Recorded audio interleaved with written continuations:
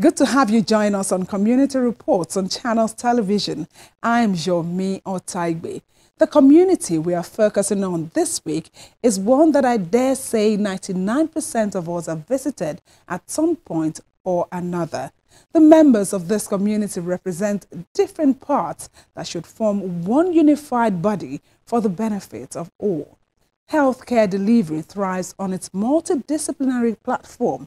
But the question is, how well are the members of the healthcare team in Nigeria tagging along? What is the role of each unit, and how can the country's health workforce do better?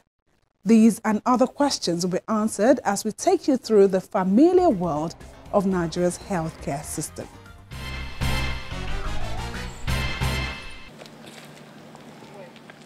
A typical setting where you find various members of the same body that are involved in the promotion, protection, and improvement of the health of the people.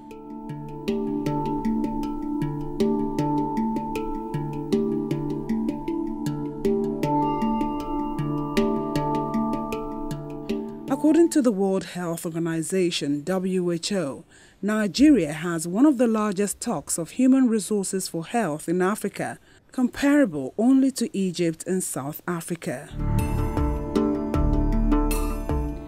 Let's put some figures to this. For instance, in Nigeria in 2007, there were 52,408 registered doctors, 128,918 nurses, and 90,489 registered midwives.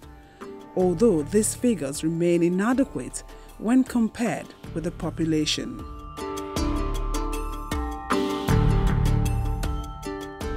Working alongside the doctors and nurses who seem to be more prominent in the healthcare team are various professionals.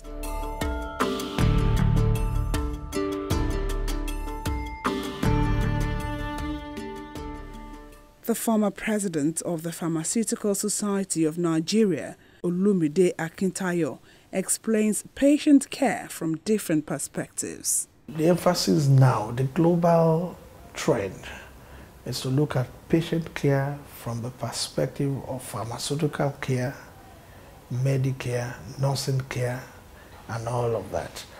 And so, in a typical hospital facility, when a client or is it a patient walks in, what it does, the first place you probably will go to is to go and see the health information manager, who has all the dossier of your records. They used to be called medical records officer. And so it traces all of those things, hands you probably a file which gives you access to the doctor.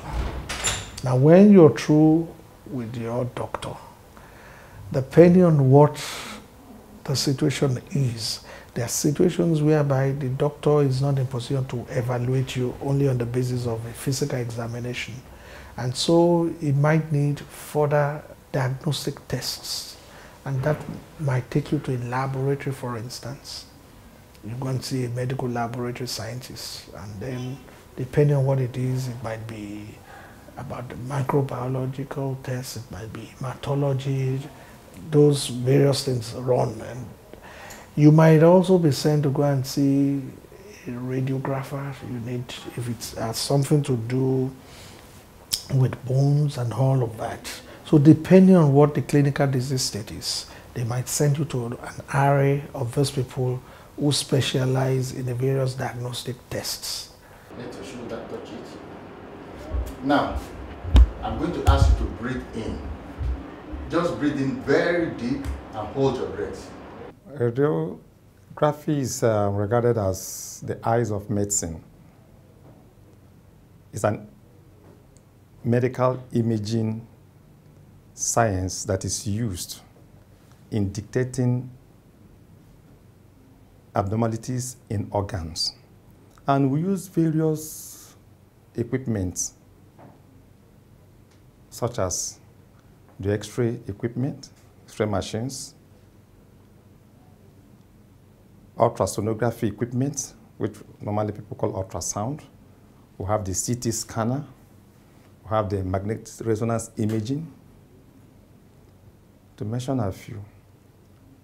So this profession also is involved in therapeutic aspect of medicine also, which is radiotherapy.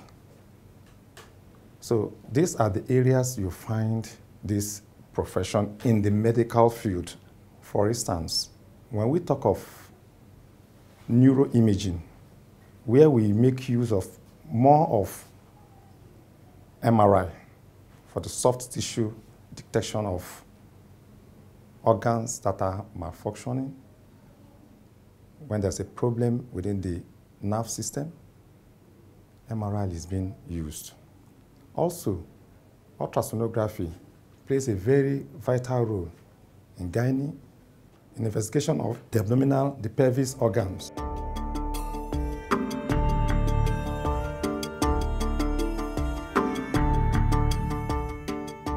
The role of a lab scientist, a medical laboratory scientist in the management of the patient is in ensuring that the right sample is collected from the right patient at the right time, and also ensuring that there's accurate test results generated for the management of the patient in the hospital, generally in laboratory investigation.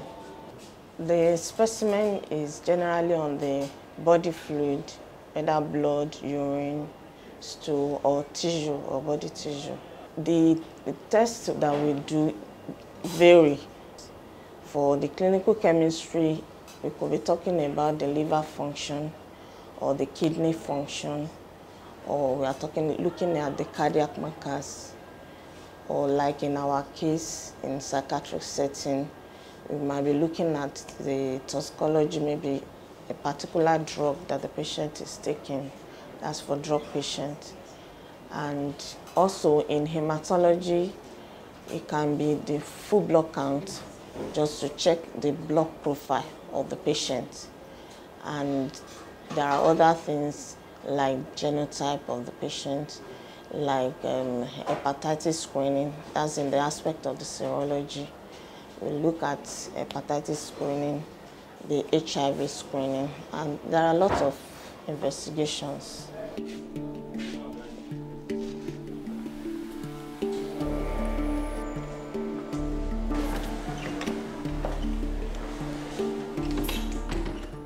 Dr. Olumuyiwa Odushote, a medical practitioner and consultant orthopedic surgeon, highlights the place of the doctor in the life of a patient. When you talk about the role of a medical doctor in patient care, the patient comes to the doctor for a specific purpose, to get well or to resolve whatever medical challenge he or she is having. And the role of that doctor is to deliver the patient's expectation. That means everything that it will take to get the patient to return to good health is what the doctor will have to do. And this will include both the clinical, it will include administrative, and it will also sometimes include these emotional or religious requirements. So in all, the doctor's job is to ensure that his patients get back to health. Part of our role is to ensure that people stay healthy. That talks about the preventive aspect of healthcare. It talks about making people who are sick to get well. That's the curative aspect of healthcare, And it talks about managing the public health generally, to ensure that conditions or in the environments are such that people stay healthy. And these are all aspects of the role of a physician in any society.